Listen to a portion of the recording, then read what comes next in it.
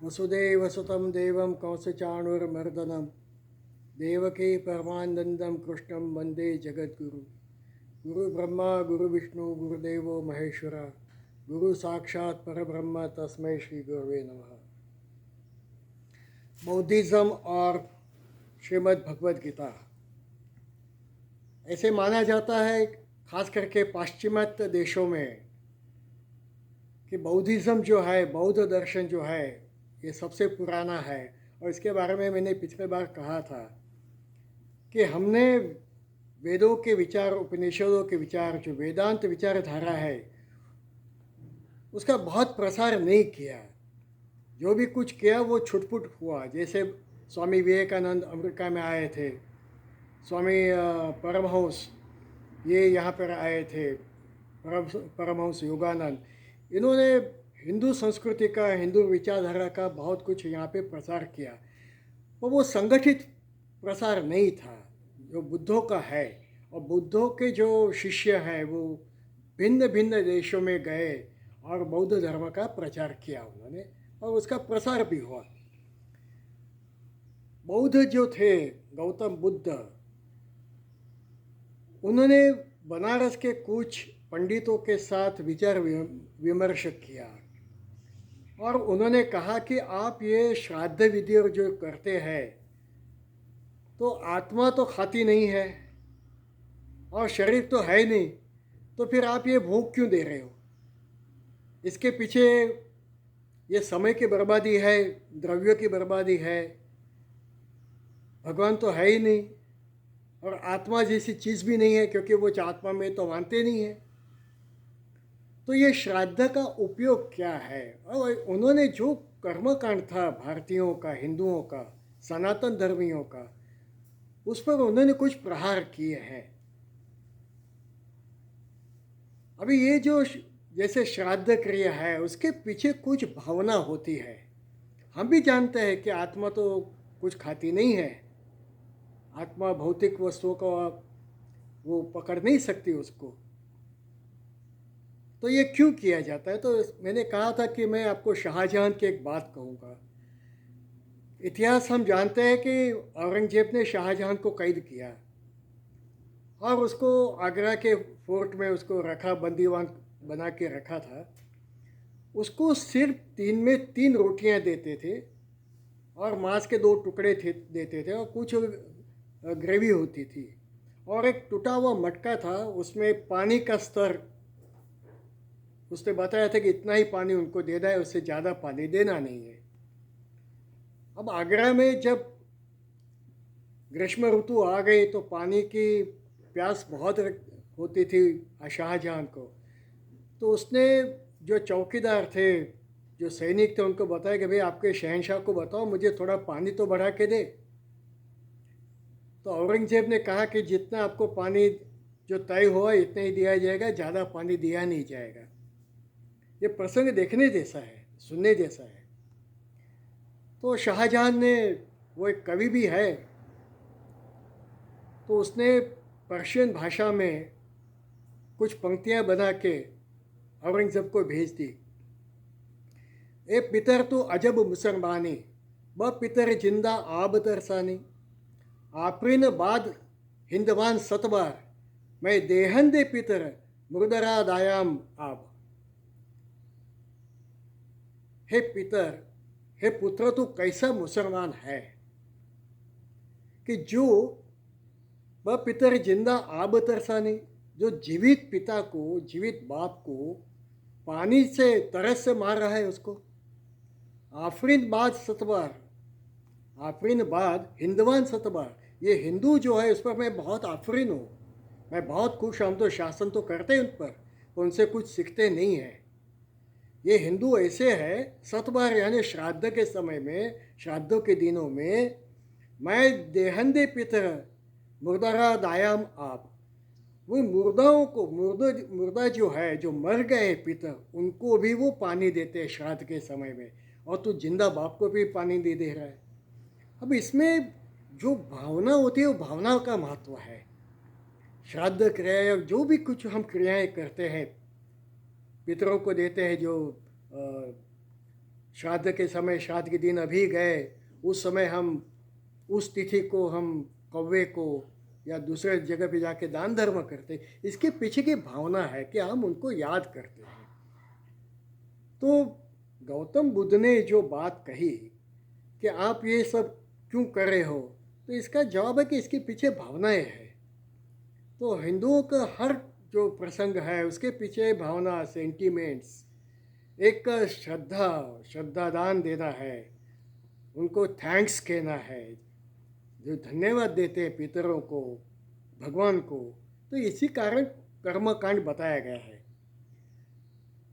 गौतम बुद्ध ने 4 सत्य बताया, आर्य सत्य इसको कहा जाता है। अब बौद्ध धर्म में 2 भाग है, एक है हीनयान और महायान।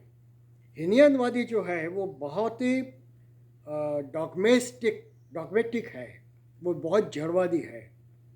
तो ये जो महायानवादी है, ब्रॉड टेम्परामेंट है, विचारधारा उनकी है। और उन्होंने कहा कि हम सिर्फ गौतम बुद्ध को नहीं मानेंगे, गौतम बुद्ध के ने जो आदेश दिए, जो हमें उपदेश दिया है, जिसमें से एक है कि बहुजन हिताय बहुजन सुखाय, या बौद्ध धर्म का एक जो सिद्धांत है कि सभी का उद्धार करो, सभी को दान धर्म करो, सभी की देखभाल करो। और गीता ने भी यही बात है, सर्वभूते हितरतः संदेह में इंद्रिय ग्रामम सर्वतः समबुद्धया ते प्राप्नुवन्ति मामेव सर्वभूत हितरतः। ये 12वें अध्याय में जो बताया श्री कृष्ण ने कि सभी इंद्रियों को अपने वश में रख के आप सभी जो भूत है सर्वभूत हितेरता, सर्वभूतों का हितो देखो। और भगवान ने 3रे अध्याय में भी ये बात कही है कि मैं क्यों बार बार आता हूँ, न मैं पार्थास्ति कर्तव्यम त्रिषु लोकेषु किंचन नानु वाप्तम अवाप्तम वर्त एव च कर्मणि। मैं यहाँ क्यों, मुझे कुछ नहीं चाहिए, मैं तो ईश्वर हूँ, भगवान हूँ मैं, तो भी मैं यहाँ आता हूँ क्योंकि सर्वभूत हितेरता, सभी का उद्धार हो, लोक संग्रह करना है, मनुष्य का उद्धार करना है। और इसी कारण मैं बार बार आता, अर्जुन आप भी सभी भूतों का, सभी जीवों का, उनको ध्यान में रखते, उनके लिए आप कर्म करो। आपको युद्ध करना है, सिर्फ आपके वास्ते कोई युद्ध नहीं करना है। आपको कई ऐसे पीड़ित है जो ये भोगवाद के कारण पीड़ित हो रहे हैं। ये जो मटीरियलिस्टिक कौरव है, मटीरियलिस्टिक जो प्रजा हो गई है, सिर्फ अपने भोग के बारे में जो सोचती है, उनके कारण दूसरों को बहुत त्रास होता है, दुख होता है। तो आपको ये आदि भौतिकवाद जो है वो हटाना है और सभी भूतों का उद्धार करना है। तो ये जो बातें हैं गौतम बुद्ध ने की बहुत अच्छी बात की है। तो महायानवादियों ने गौतम बुद्ध की इस बात को ध्यान में रखा है और उन्होंने कहा कि हमें मोक्ष भी नहीं चाहिए, हम तो बार बार यहाँ आके इन सभी भूतों का, सभी जीवों का उद्धार करना है। बहुत अच्छी विचारधारा है महायानवादियों की। अब गौतम बुद्ध ने जो 4 आर्य सत्य कहे उस पर थोड़ी बात करेंगे। गौतम बुद्ध ने कहा कि सर्वम दुखम, ये सभी वेदांत, सभी दर्शन कहते हैं। भारत में जो 6 वैदिक दर्शन और 3 अवैदिक दर्शन है, तो उसमें चार्वाक छोड़ के सभी मानते हैं कि ये विश्व दुखमय है, सभी को दुख है। कोई श्रीमंत है वो भी दुखी है, गरीब भी दुखी है, सब कोई दुखी है। तो बुद्ध ने कहा, ये आर्य सत्य कहा कि सर्वम दुखम, और उसके बाद उन्होंने कहा कि दुख का कारण भी सत्य है। तीसरा उन्होंने कहा कि दुख से मुक्ति भी सत्य है, और चौथा कहा कि निर्वाण भी सत्य है। अब ये 4 पर हम थोड़ी बातें करेंगे। गौतम बुद्ध ने कहा सर्वम दुखम, जब तक आप जीवित है, जब तक आपका निर्वाण नहीं होता, जब तक आपका मोक्ष नहीं होता, तब तक जरा मरण ये सभी से आपको व्याधि होगी, सब दुखमय है। और हम सब जानते हैं गौतम बुद्ध जब बाहर गए तो उन्होंने एक प्रेत यात्रा देखी, एक वृद्ध आदमी देखा, एक गरीब आदमी देखा। तो ये सब जो उन्होंने जो एक ही दिन में जो दुख देखे, तो उस पर से उन्होंने निष्कर्ष किया कि सर्वम दुखम, सब जगह पे दुख ही दुख है। एक निर्वाण के कारण ही दुख की समाप्ति होती है। अब इस पर हम देखें कि भगवत गीता ने बताया कि निर्वाण ही नहीं, जीवंत है तभी भी हम दुख में से मुक्ति हमारी हो सकती है। तो 5वें अध्याय पे हम देखेंगे, एक तो दुख का कारण बताए, ये ही संस्पर्शजा भोगा दुख योनते आद्यंतवंत कौते ते तेषु रमते बुध तेषु न रमते बुध। यही संस्पर्शजा भोगा दुख योनते, जब भी हम वस्तुओं के संपर्क में आते हैं तब दुख होता है। ये दुख की योनि है। भोगवाद जो है ना, ये दुख की योनि है, ये दुख का कारण है। क्योंकि हम इतने बहकावे में आ जाते हैं, हम थोड़ा सा खाएंगे तो दुख नहीं होगा, तो हम इतना खाते कि खाने के बाद हमें दुख होता है। आद्यंत मन तो कहते हैं, ये 5वें अध्याय में श्री कृष्ण ने बताया है। श्लोक नंबर मैं आपको बताता हूँ, 22वां श्लोक जो है, ये आप गीता में पढ़ सकते हैं। इसका हम शब्दार्थ नहीं करेंगे। यही संस्पर्शजा भोगा दुख योनते, दुख योन है एवते। जब भी हम वस्तुओं के संपर्क में आते हैं तो दुख शुरू हो जाता है। आद्यंतमंत कौते, ये आदि है और अंत है। जब भी सुख का प्रारंभ होता है, कोई भी चीज़ खाना शुरू कर देते हैं तो पहले तो हम सुखी होते हैं, वो आदि है, और बाद में उसका अंत भी है। वो सुख का भी अंत है, आनंद का भी अंत है, दुख का भी अंत है। दुख का आरंभ भी होता है और उसका अंत भी होता है। तो जो बुद्धिमान है वो इसमें रमते नहीं है। ये जितना भी मटीरियलिस्टिक सुख है इससे वे दूर रहते हैं, ये उनका कहना है। अब भगवान बुद्ध ने कहा कि सर्वम दुखम, तो यहाँ उसका जवाब है, तो आप उसके संपर्क में मत आओ, जितना चाहिए इतना ही खाइए आप। और ये बात गीता ने दूसरे अध्याय में भी कही, मात्रा स्पर्शास्तु कौते शीतोष्ण सुख दुखदा आगमा अपेंद्र अनित्या तान तितिक्षस्व भारत। ये उन्होंने जो 15-16 श्लोक जो बताया भगवान ने दूसरे अध्याय में, मात्रा स्पर्शास्तु कौते है, जैसे हमारा स्पर्श हुआ, फिर सुनना, देखना, चखना, सूंघना, ये सब जो चीज़ें हैं उसका आदि और उसका अंत है। इसी कारण आप अपने आप को तान तितिक्षस्व भाव, उसको सहन करो, जितना हो सके इतना वो मात्रा जो है उसकी कम रखो आप। दुख की मात्रा, सुख की मात्रा, खाने की मात्रा, ये सब का जो प्रमाण है, मात्रा यानी प्रमाण, ये हमें ठीक रखना है। तो गीता ने दुख से कैसे मुक्ति, जीवित होते हुए भी दुख से मुक्त रहना है, ये गौतम बुद्ध ने नहीं कहा है। उन्होंने कहा निर्वाण के बाद ही हम दुख में से मुक्ति होते हैं। और मैं अभी आपको चतुष्कोटि न्याय जो है और प्रतिसमुत्पाद जो उनका नियम है उसके बारे में मैं आज बात करने वाला हूँ। अब सुख की व्याख्या क्या है? किसी भी धर्म ने सुख की व्याख्या नहीं की जितनी स्पष्ट व्याख्या भगवत गीता ने कही। शक्नोति यह सोढ़ुम प्राक शरीर विमोक्षणा काम क्रोध उद्भव विगत स सुखी स सुखी न रहा।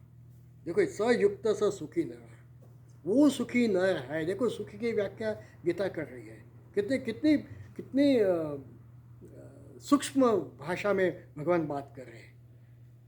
ये उन्होंने कहा कि शक्नोत इव यह सोढ़ुम प्राक शरीर विमोक्षणा, ये शरीर को छोड़ने से पहले आप सुखी हो सकते हो। प्राक शरीर विमोक्ष काम क्रोध उद्भव वेग, काम और क्रोध से जो आवेग में जो ये बढ़ता है, काम क्रोध उद्भव वेग, ये जो एक आवेग आता है और उससे जो काम और क्रोध बढ़ते हैं, इससे आप दूर रहो तो ये आदमी, ये व्यक्ति सुखी हो जाएगा। सयुक्त स सुखी नर, वो सुखी है, वो जो नर है। काम और क्रोध का आवेग को रोको। हम जितना भी काम करते हैं, हम जितना भी फंक्शन करते हैं, ये सब आवेग में करते हैं। और जब आवेग आता है तो हम उसमें बह जाते हैं। काम क्रोध उद्भव, काम इतने काम की कोई सीमा ही नहीं है। ये भी चाहिए, वो भी चाहिए, ये भी चाहिए, हर चीज़ के पीछे हम दौड़ते हैं। और जब प्राप्त नहीं होते तो क्रोध आ जाता है। जो व्यक्ति इसको समझता है, काम और क्रोध पर जिसका नियंत्रण है, और गीता ने बार बार ये बातें कही है कि काम और क्रोध के आवेग को रोको, आवेग में मत आओ। आवेग में नहीं आएंगे तो काम भी नहीं रहेगा और क्रोध भी नहीं रहेगा। ये आवेग से हमें मुक्ति चाहिए। ये करेंगे तो प्राक शरीर विमोक्षणात्, शरीर छूटने से पहले निर्वाण की तो बात ही नहीं है, तो हम सुखी हो सकते हैं। ये उसका बहुत ही अच्छा मर्म भगवान ने यहाँ पे गुरु चाबी हमें दी है, गीता हमें गुरु चाबी देती है। और बाद में भगवान कहते हैं सो अंत सुखंत आराम तथांत ज्योतिरेव स योगी स ब्रह्म निर्वाणम ब्रह्म बोधोदि गच्छति। और दूसरे इसमें कहा है लभते ब्रह्म निर्वाणम विषय क्षीण कर्मशा छिन्न द्वधा यथात्म सर्वभूत हितेरता। ये दो जगह पे भगवान ने जो बात की, इसका डॉक्टर जुंग जो थे महा तत्वज्ञानी थे, इन्होंने योग शास्त्र को उनके विचारों में रखा है। यहाँ दो बार वो शब्द का उपयोग किया गया है, यो अंत सुखंत आराम हो। आप अपने आत्मा में स्थिर हो जाओ ना, जिसको इंट्रोवर्ट कहते हैं। ज्ञानेश्वर महाराज ने कहा है कि हम सुख बाहर देखते हैं, सुख अंदर है। ये सच्चित आनंद जो आत्मा है उसको उसका ध्यान करो, इंट्रोवर्ट हो जाओ। हम अपने आप ये हो जाएंगे, उसका कंसंट्रेशन करेंगे आत्म तत्व पर। यो अंत सुखंत आराम, आत्मा में हमें आराम करना है। और सयोगी ब्रह्म निर्वाणम, उसको ब्रह्म निर्वाण प्राप्त होता है। और दूसरे इस प्रकार रबते ब्रह्म निर्वाणम विषय क्षीण कर्मशा चिन्ह होता है यथा न सर्वभूत हित। जो दूसरों का हित देखता है, जो इंट्रोवर्ट हो जाता है, उसको ब्रह्म निर्वाण प्राप्त होता है। अब यहाँ देखिए, बुद्ध ने निर्वाण की बात की है, श्री कृष्ण ब्रह्म निर्वाण की बात करते हैं। निर्वाण तो हो जाएगा, पर आप परम तत्व में विलीन नहीं हो सकते, वो हमें करना है, उसको ब्रह्म निर्वाण कहा गया है। तो बुद्ध ने निर्वाण की बात की, भगवत गीता ने ब्रह्म निर्वाण की बात की कि ब्रह्मा में, ब्रह्म तत्व में कैसे हमें मर्ज हो जाना है। तो ये दोनों के बीच में देखो एक बहुत महत्व का है। और छठे अध्याय में भी भगवान ने इसके बारे में प्रशांत मनसम योगेन सुखम उत्तमम, ये जो बात छठे अध्याय में योग साधना के द्वारा निर्विकल्प समाधि जब हो जाएगी और जब हम प्राण छोड़ देंगे तो हमारा आत्मा परमात्मा में मर्ज हो जाता है, विलीन हो जाता है। ये बात गौतम बुद्ध ने नहीं कही, उन्होंने सिर्फ निर्वाण की बात कही है। तो उन्होंने जो कहा कि जो चार सत्य बताए, अब ऐसा है कि गौतम बुद्ध के जो विचार है हीनयान और महायान, तो महायान में एक बहुत बड़े ऋषि हो गए, बहुत बड़े बौद्ध भिक्षुक हुए, जिनका नाम था नागार्जुन। नागार्जुन ऐसे तो सनातनी थे, हिंदू धर्म के थे, मध्य प्रदेश के ब्राह्मण थे। इन्होंने उपनिषदों का बहुत अच्छा अभ्यास किया है, गीता का अभ्यास किया है, ज्योतिष शास्त्र का अभ्यास किया है, रसायन शास्त्र का अभ्यास किया है। बहुत एक प्रगल्भ व्यक्तिमत्व है नागार्जुन का। वो नागार्जुन ने बाद में बौद्ध धर्म स्वीकारा, पर उनके जो विचार है और बौद्ध के विचारों को उन्होंने ठीक तरीके से दूसरी तरीके से सबको सिखाया। तो नागार्जुन के विचार में वेद उपनिषदों के उनका बहुत प्रभाव हमें दिखाई देता है नागार्जुन के विचारों में। तो नागार्जुन ने कहा कि बौद्ध ने जो चार आर्य सत्य में, वो चार नहीं, दो ही है, दूसरे दो है वो तो उसके सप्लीमेंट्री है। जैसे सर्व दुखमय है और दुख का कारण भी सत्य है। अब दुख का कारण सत्य है, ये उसका ही बाय प्रोडक्ट है। और तीसरा कहा कि दुख में से मुक्ति हो सकती है, और चौथा कहा कि दुख का निर्वाण भी शक्य है, वो सत्य है। तो दुख का निर्वाण सत्य, ये भी उसका बाय प्रोडक्ट है। तो दो सत्य है, दो उसके सब्सिडियरी है। ये नागार्जुन ने एक नई तरीके से बौद्ध की विचारधारा हमें सिखाई है। तो बौद्ध ने क्या कहा, गौतम बुद्ध कार्य कारण में मानते हैं, वो भगवान में मानते नहीं थे, वैदिक परंपरा में नहीं मानते थे, उपनिषदों में नहीं मानते थे। तो उपनिषद, वेद और भगवत गीता ये कार्य कारण संबंध को मानती है, और उस पर ही पूरी ये भगवत गीता है। कार्य कारण, हर एक चीज़ का कारण होता है। कोई भी चीज़ देखो उसका कारण होता है। हम दही देखते हैं, अब दही का कारण क्या है, दूध है। दही में से छाछ बनेगी, तो दही कारण बनता है, छाछ उसका कार्य बनेगी। छाछ में से मक्खन बनेगा, तो छाछ जो होती है वो कारण बनेगी, मक्खन वो कार्य बनेगा। मक्खन कारण बनता है तो घी उसका कार्य है। तो कार्य कारण संबंध है, कारण के बिना कार्य हो नहीं सकता। ये बहुत अच्छा सांख्य विचारधारा ने कहा है, गीता भी कहती है, सभी उपनिषद कहते हैं। हर चीज शून्य में से क्या उत्पन्न होगा? शून्य में से शून्य उत्पन्न होगा। जो भी चीज हम देखते हैं, जो भी पदार्थ है, उसका कोई कारण होना चाहिए। दुख का भी कारण है, तो कारण कार्य संबंध जो बताए, ये कारण, उसका एक कारण होना चाहिए।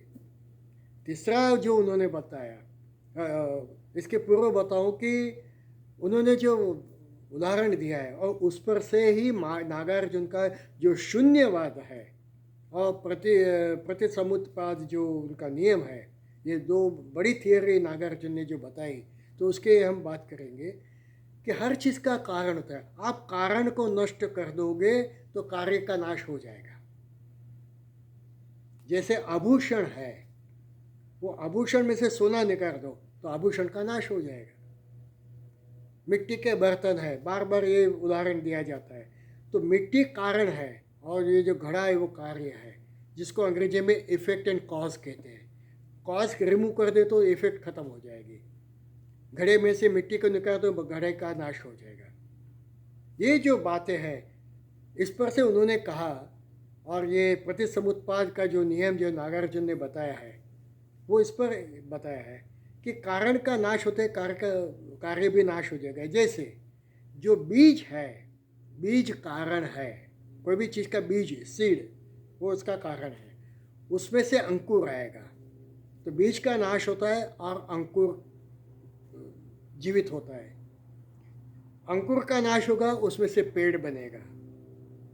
तो पेड़ कार्य हो गए, अंकुर ये कारण हो गए। बीज कारण हुआ तो अंकुर कार्य बन गया। ये बीज कारण बनेगा तो पेड़ कार्य बन जाएगा। पेड़ में से कई सारे बीज तैयार होंगे तो पेड़ कारण बना, बीज कार्य बनेगा। अब इसी पे यदि आप देखोगे, एक चार्ट बना दो कि बीज है, वृक्ष है, उसमें से बीज बने, उसमें से वृक्ष बने। ये एक चित्र आपके सामने रखो आप। अब बीज का नाश होकर कारण ये कार्य बनेगा, वृक्ष बनेगा, ये हम स्वीकारते नहीं है। वैदिक परंपरा ये कहती है कि वो नाश नहीं होता है, उसका रूपांतर होता है। ठीक है, बीज का नाश नहीं होता, उसका रूपांतर होता है। अंकुर का नाश नहीं होता, अंकुर का रूपांतर पेड़ में होता है। ये बातें जो बताई है, ये एक बहुत महत्वपूर्ण डिफरेंस है इसमें। और अब गीता के दूसरे अध्याय में जो बहुत ही प्रसिद्ध श्लोक है, वो ये बता रहा है, ना सतो विद्यते भावो ना भावो विद्यते सता। जो है उसका कभी नाश नहीं होता, और जो नहीं है उसका कभी भाव नहीं होता। सिर्फ एक चीज़ का दूसरे में रूपांतर होता है। और ये फिजिक्स का जो नियम हमने पढ़ा था, हम सेकेंडरी में पढ़ते थे, जिसको कहते हैं शक्ति संचय का नियम, थर्मल कॉन्जर्वेशन का जो नियम है, वो ये है, किसी भी चीज़ का ब्रह्मांड में जितनी भी चीज़ है उसका सिर्फ रूपांतर होता है, वो नाश नहीं होता उसका। ये बात, ना सतो विद्यते भाव ना भाव विद्यते सता। तो बौद्ध ने कहा कि एक का नाश होकर दूसरे का जन्म होता है, इससे हम सहमत नहीं है। और जब बीज का नाश हो जाएगा तो वृक्ष बनेगा नहीं। तो ये जो रिक्तता आती है, शून्यता आती है, कि एक का नाश होने के कारण दूसरे का नाश हो जाता है, कार्य का नाश हो जाता है, ये रिक्तता आ जाती है। और वृक्ष का नाश होगा तो बीज उत्पन्न नहीं होंगे। तो कारण कार्य संबंध जो है, उसमें कारण का समाप्त होते ही कार्य भी समाप्त हो जाएगा। ये बात को नागार्जुन ने शून्यतावाद करके, जो बहुत ही प्रसिद्ध शून्यवाद है, इसके बारे में ये इसका बेसिक फंडामेंटल, इसके बेसिक चीज़ बताइए। तीसरा जो बुद्ध ने कहा कि दुख का निवारण शक्य है, एकदम शक्य है। ये जो मैंने अभी गीता के 5वें अध्याय के बारे में बात की, कि भगवान भी कहते हैं कि सुखी कैसे होना है। और हमारे कई सारे ऐसे विचारक है, उन्होंने भी ये बातें कही है, हाउ टू बिकम हैप्पी। तो आप ये जो भौतिक संपदा है, इससे हमें दूर रहना है, और निर्वाण भी शक्य है। तो बार बार भगवद गीता ये इसके बारे में कहती है कि निर्वाण क्या, मोक्ष कैसे होगा। सभी को मोक्ष चाहिए, हर चीज़ में मोक्ष चाहिए। अभी आप सुनते हो सकता है किसी को ये पसंद नहीं आएगा, उसको मोक्ष चाहिए, सुनने में से मोक्ष चाहिए। हम खाते उसमें से भी मोक्ष चाहिए, तो समाप्त हो जाता है कि भाई अभी मुझे नहीं खाना है, ये मोक्ष है। हमें हर चीज़ में से छूटना है, ये मोक्ष है।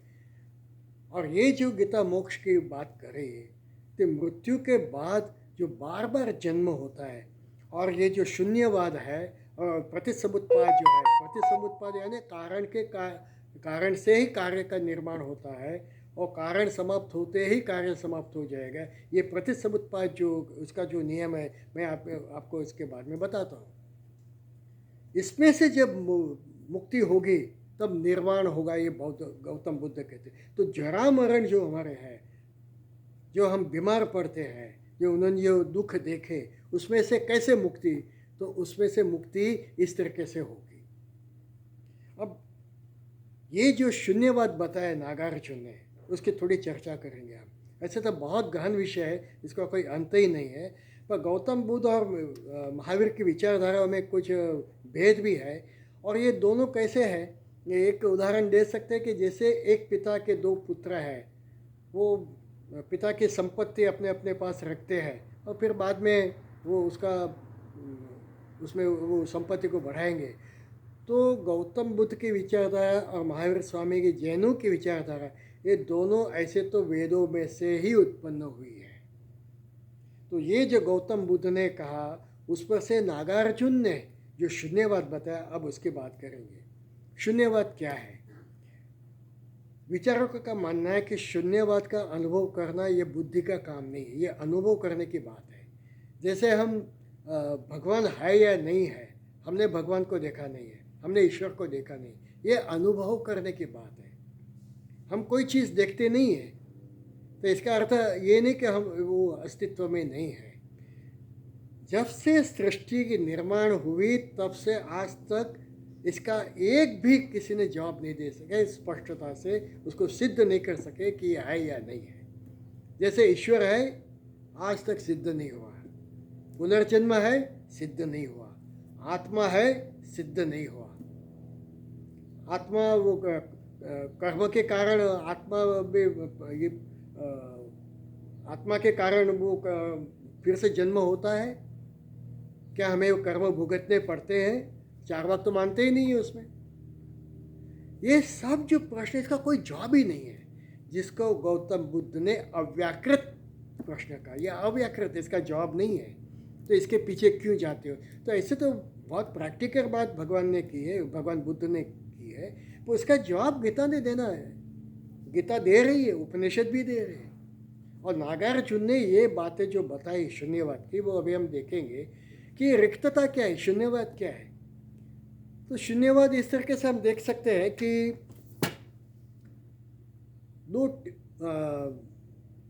दो डिशेस हैं, दोनों में कुछ नहीं है। अब दूसरी डिश में हमने दो बिस्किट रखे, तो एक में तो कुछ भी नहीं है, दूसरे में दो बिस्किट्स हैं। अब उसमें से एक बिस्किट उठाया तो अब एक ही बिस्किट बचा, दूसरा बिस्किट भी हमने उठाया, तो हम ये कहेंगे कि इस डिश में बिस्किट नहीं है। इसमें हम नहीं कहते कि बिस्किट नहीं है, हम इसमें कहते कि बिस्किट नहीं है। ये जो रिक्तता आती है, इस रिक्तता को नागार्जुन ने शून्यवाद कहा है। जब ये पूरा ब्रह्मांड में अभी ये जो चीज़ें हैं वो पूरी के पूरी जब जाएगी तो शून्यता आएगी। अब उसके शून्यतावाद को हम थोड़ा इस तरीके से देखेंगे। गौतम बुद्ध ने 12 तत्व कहे, 12 बातें बताई है। उस 12 तत्वों को गौतम बुद्ध ने प्रतिसमुत्पाद के हिसाब से इन्होंने उसको सिद्ध किया है, कार्य कारण संबंध के द्वारा। अब हम देखते हैं क्या है। सबसे पहले अज्ञान।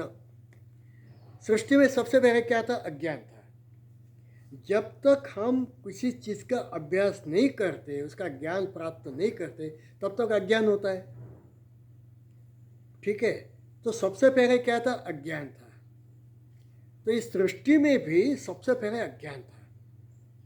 उस अज्ञान के बाद, उस अज्ञान के कारण कर्म हुए। और गीता भी कहती है जब ज्ञान होगा तो कर्म बंद हो जाएंगे। कर्म हम क्यों करते हैं? अज्ञानता के कारण करते हैं। जब ज्ञान हो जाएगा तब कर्म छूट जाएंगे, तब कर्म बंद। और गीता कहती है कि कर्म फल छोड़ और कर्म को छोड़। कर्म को छोड़ यानी काम न करना, ये नहीं बात। मैं कर्म कर रहा हूँ ये भावना को छोड़ना, इसका नाम है कर्म छोड़ो। कर्म छोड़ दिया और कर्म भी छोड़ दिया। कर्म छोड़ दिया यानी मैं कर रहा हूँ, ये जो अहंकार है, ये जो भावना है कि मेरे कारण ये सब हो रहा है, तो वो ज्ञान हो गया तो कर्म छूट जाते हैं। वो करते हुए भी कर्म नहीं होंगे। उसको भगवान कहते हैं कि यश सर्वे समारंभा ज्ञान यश सर्वे समारंभा ज्ञान ज्ञानाग्धि दग्ध कर्माण तमाहम बंदी पंडितो बुधा ज्ञानाग्नि धर्म कर्मकांडान। ये जो ज्ञान रूपी कर्म है, ये जो अग्नि है, वो कर्म को उसको नष्ट कर देता है। ज्ञानाग्नि दग्ध कर्माण, कर्म को दग्ध कर देता है। जब कर्म को दग्ध हो जाएगा तो कर्म फल नहीं देगा। जैसे जैसे दाना है, उसको यदि हम भून दे अग्नि में, थोड़ा गर्म कर दे, तो वो बीज का काम नहीं करेगा, उसमें से हमको फूटेंगे ही नहीं। इस तरीके से हमारे कर्म जो है उसको हम ज्ञान के द्वारा दग्ध कर देते हैं कि ये कर्म मैं करता नहीं हूँ, कोई एक तत्व हमारे में है, उसके द्वारा कर्म हो रहे हैं। तो हमारा कर्म फल जो है वो हमें हमारा कर्म है वो फल देगा ही नहीं। तो अज्ञान के कारण कर्म बनते हैं, ये गौतम बुद्ध कह रहे हैं, ये भगवद गीता भी कह रहे हैं। अब कर्म के कारण, ये जो हमारे जो कर्म होते हैं, ये कर्म के कारण हमारा जन्म होता है। ये जो आत्मा है वो कर्मों के साथ आता है। इसके बारे में मैंने कहा था, शरीरम यद वापनोति यच्चात्क्रमति ईश्वर गृहीत्वा यतेन संयाति वायुर्गंधा निवास है। ये आत्मा जब शरीर को धारण करता है और शरीर के अंदर रहता है, और शरीर जो 5 इंद्रियों के द्वारा और मन के द्वारा जो उपभोग करता है, आत्मा ये समझता है ये मैं ही उपभोग कर रहा हूँ। और जब शरीर का नाश होता है, जब व्यक्ति मर जाती है, तो आत्मा ये 5 कर्मेंद्रिय, 5 ज्ञानेंद्रिय, 5 सूक्ष्मभूत, मन और बुद्धि, ये 17 तत्वों के साथ जाएगा। और फिर से उसकी वासना होने के कारण वो फिर से जन्म रहता है। तो ये बात यहाँ पे भगवान बुद्ध भी कह रहे हैं, नागार्जुन कह रहे हैं, ये जो 12 तत्वों के बाद की प्रतिसमुत्पाद की बात है। तो यहाँ पे कर्म कारण बना और कार्य का क्या बना? आत्म तत्व बना, जिसको वो चेतना कहते हैं, वो आत्मा कहते नहीं। और चेतना के कारण नाम रूपधारी शरीर धारण होता है, जिसको वो कहते हैं नेम्स एंड फॉर्म्स। ये क्यों होते हैं? ये शरीर क्यों आता है? क्योंकि वो आत्मा की इच्छा है कि मुझे उपभोग करना है। तो आत्मा कारण बना, शरीर जो है नाम रूपधारी वो कार्य बन गया। अब शरीर के कारण ये जो मन और 5 इंद्रियां हैं वो उपभोग करती है।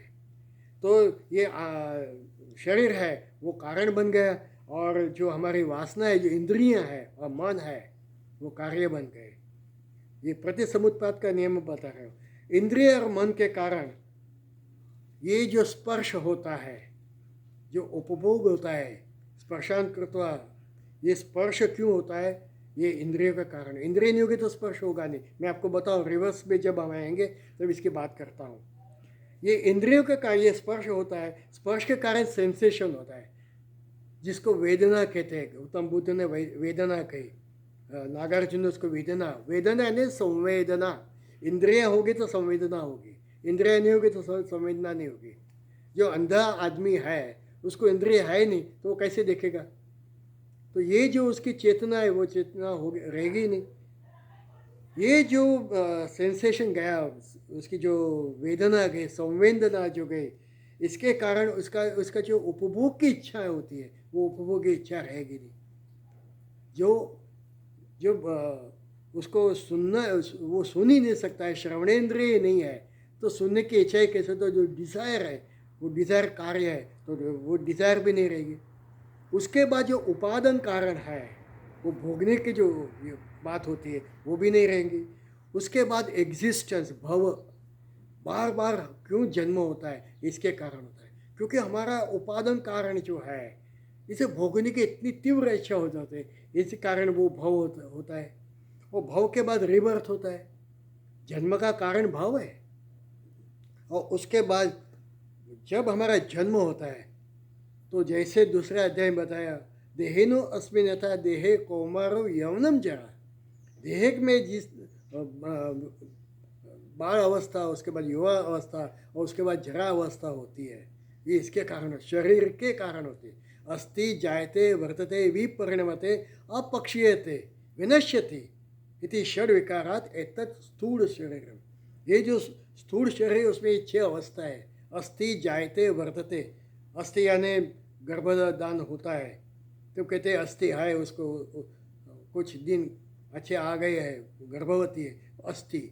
जायते फिर उसका जन्म होता है, वर्धते बच्चा बड़ा होता है, विपरिणमते तो बाल अवस्था में से युवा अवस्था, युवा अवस्था प्रौढ़ अवस्था, उसका शरीर का रूपांतरण होता रहता है। अस्थि जायते वर्धते विपरिणमते अपक्षीयते, और शरीर का धीरे धीरे नाश होना शुरू हो जाता है और फिर उसमें से विनश्यति, इस शरीर को एक दिन हमें छोड़ना पड़ता है। यही बात यहाँ पे जो बर्थ क्यों होता है, और बर्थ के कारण ये जन्म मरण के चक्कर जो होता है ये इसके कारण होता है। तो इसको कहते हैं प्रतिसमुत्पाद। तो हर एक कारण है, उसके बाद कार्य आता है। तो जरा मरण जो है बर्थ के कारण है। अब भगवान ये प्रतिसमुत्पाद के बारे में जो बताया उन्होंने, और उसको बहुत विस्तृत ढंग से नागार्जुन ने जो हमें सिखाया। अब रिवर्स में हम जाएंगे कि जरा मरण क्यों है, तो जन्म के कारण है। तो जन्म को जरा मरण नहीं रहेगा, जरा मरण नहीं चाहिए तो जन्म को रख दो आप, जन्म होना ही नहीं चाहिए। जन्म क्यों होता है, क्योंकि हमारा एग्जिस्टेंस आता है, हमारा भाव आता है, हमें जीने की इच्छा होती है, वो होती है, इसके कारण हमारी वासनाएं बढ़ जाती है। शरीर जब तक है तब तो वासना बढ़ती रहती है, तो आप इस वासना को ये कर दो तो रिक्तता आ जाएगी।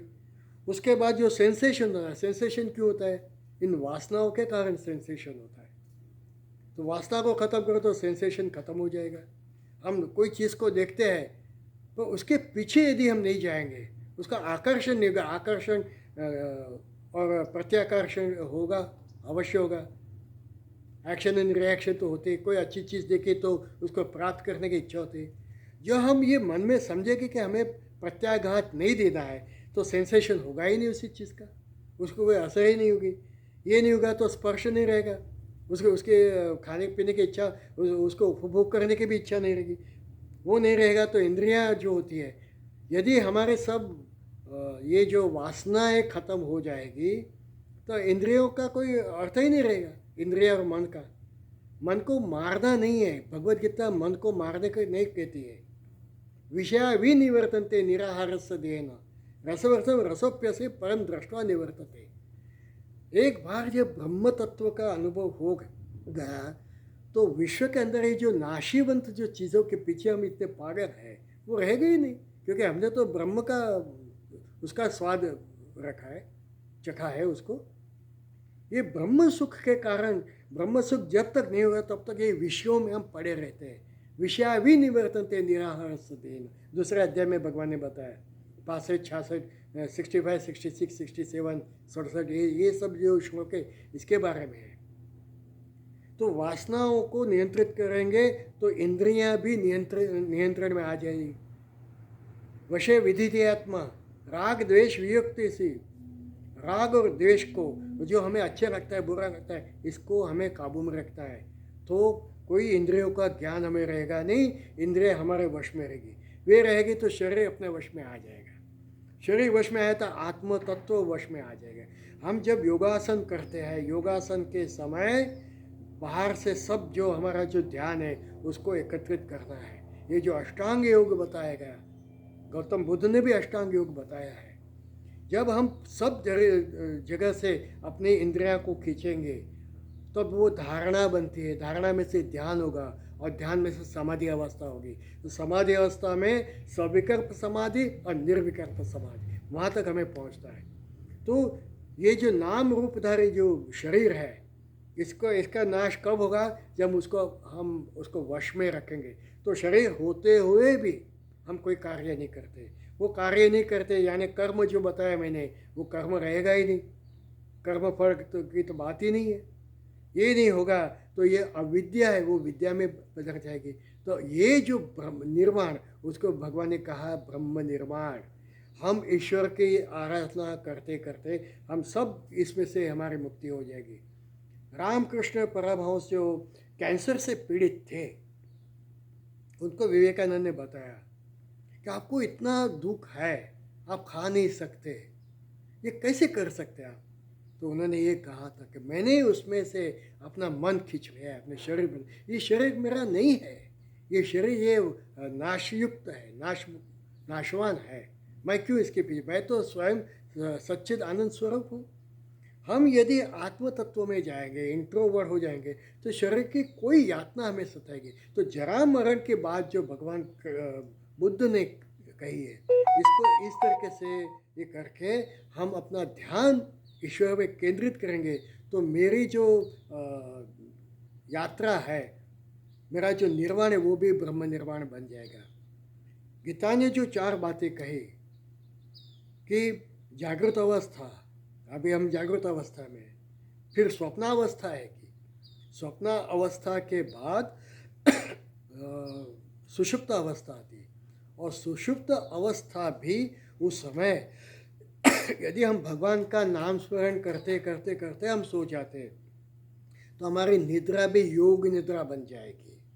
एकदम शांत चित्त से हम सो जाएंगे, वो हमारी योग निद्रा बनती है। तो जब ध्यानावस्था में निर्विकल्प समाधि में हम जाएंगे, तो हमें इस विश्व का कोई भान रहता नहीं है, हमारे इसमें से मुक्ति हो जाएगी। तो ये प्रतिसमुत्पाद का जो नियम है, कार्य कारण की जो बात है, तो हम ये बात यदि समझे, तो हमें जरा मरण का और किसी भी दुख हमें नहीं होगा, हमारे उसमें से मुक्ति हो जाएगी। तो इसको नागार्जुन ने शून्यवाद कहा है, और उसमें चतुष्कोटि न्याय जो नागार्जुन का और एक नियम है कि कोई भी अव्याकृत प्रश्न को कैसे समझेंगे। अव्याकृत प्रश्न को positive negative both, no negative no positive, no negative no positive, ये 4 सिद्धांत जो उन्होंने बताया है कि कोई भी अव्याकृत प्रश्न को आप इस तरीके से देखो। तो जो 14 बातें उसमें है कि ये विश्व का निर्माण हुआ है कि नहीं, तो इसका जवाब उसमें 4 है कि विश्व का निर्माण हुआ है, नहीं हुआ है, हुआ नहीं हुआ है, नहीं हुआ है। फिर ये विश्व का कभी नाश होगा क्या? ये दूसरे 4 प्रश्न पूछे। तो ये क्या ये इन्फिनिट है या उसका फिनिट है, दोनों पॉजिटिव या दोनों नेगेटिव? और फिर उसके बाद आत्म तत्व के बारे में बताया कि क्या आत्मा ये स्वतंत्र है या शरीर का एक भाग है। और गौतम बुद्ध और चारवाक दोनों कहते हैं कि आत्म तत्व नहीं है, सिर्फ चेतना है। और ये जब पंच महाभूत इकट्ठे हो जाएंगे, तो अपने आप उसमें से चेतना निर्माण होती है, आत्मा है ही नहीं। ऐसे बुद्ध का मानना है, ऐसे चारवाकों का मानना है। इसी कारण हमने कहा कि ये अवैदिक विचारधारा है, दर्शन जो है अवैदिक विचारधारा है, वे आत्मा में मानते ही नहीं है। और हम कहते हम आत्मा में मानते, आत्मा उसको पुरुष कहा गया, पुरुष और प्रकृति, प्रकृति और पुरुष के कारण ये संपूर्ण ब्रह्मांड बना है, ये विश्व बना है, और उसके ऊपर भगवान है, ब्रह्म तत्व जो है उसकी ये दोनों उसमें से उत्पन्न है। तो भगवान ने उसको अपरा प्रकृति कहा। जो 7वें अध्याय में आप 4, 5, 6 श्लोक देखेंगे, तो इसमें भगवान ने इसका जवाब दिया हुआ है। भूमि आपो अंगवायु खम मन बुद्धि एवच अहंकार इति में भिन्ना प्रकृति अष्टधा, ये मेरी अष्टधा प्रकृति है। अपरे यमित स्वन्य प्रकृति विद्य में परा जीवभूत महाबाहो येदम धारते जगत, ये मेरी अपरा प्रकृति और एक परा प्रकृति है जो संपूर्ण जीव को धारण करती है, और ये दोनों मेरे ही है, ये मेरे में से उत्पन्न हुए हैं। ये सांख्य विचारधारा कहती है कि प्रकृति और पुरुष के ऊपर कोई नहीं है। भगवान ने कहा प्रकृति और पुरुष ये मेरी परा प्रकृति और अपरा प्रकृति है। तो इस तरीके से ये जो बौद्ध ने कहा कि आत्म तत्व नहीं है, 13 अध्याय में क्षेत्र क्षेत्रज्ञ विभाग योग कहा, उसमें क्षेत्र क्या है और क्षेत्रज्ञ क्या है, इसके बारे में भगवान ने बात की। यहाँ हम समाप्त करते तो चतुष्कोटि न्याय और शून्यवाद, ये माध्यमिक शून्यवाद, ये बहुत प्रसिद्ध है। माध्यमिक का अर्थ ये है कि न तो भोग के पीछे पागल होना है, न तो भोग को छोड़ना है, शरीर को कष्ट मत दो, एक मध्यम मार्ग जो गौतम बुद्ध ने बताया, बहुत अच्छी विचारधारा है। तो नागार्जुन ने उसको माध्यमिक, मूल माध्यमिक कार्य का करके एक ग्रंथ है, उसमें नागार्जुन ने इसकी सब बात की। यहाँ समय समाप्त करते हैं। तो वसुदेव वसुतम देवम ओम पूर्णमद पूर्णमिदं पूर्णात् पूर्णमुदच्यते पूर्णस्य पूर्णमादाय पूर्णम एव अवशिष्यते। ओम शांति शांति शांति। हरि ओम श्री गुरुभ्यो नमः। हरि ओम।